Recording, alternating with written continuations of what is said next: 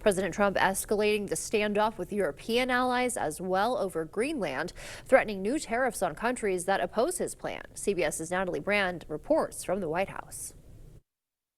A trade war is in no one's interest. European leaders are pushing back as President Trump doubles down on his push to acquire Greenland, issuing a new threat to impose tariffs of up to 25% on key allies, including Denmark, France, and the UK, until a deal is reached. Alliances endure because they're built on respect and partnership, not pressure.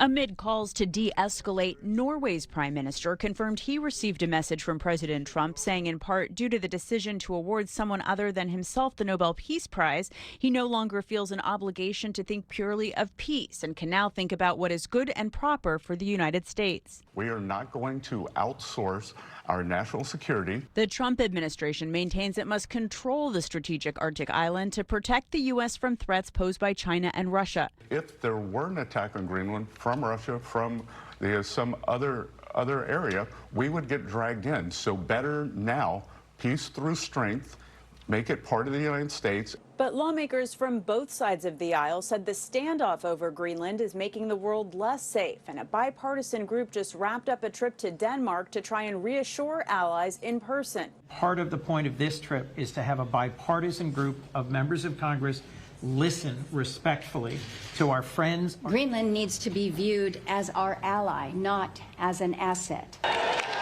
Over the weekend, thousands of protesters demonstrated in Denmark and Greenland against President Trump's plan, saying the island is not for sale. Natalie Brand, CBS News, the White House.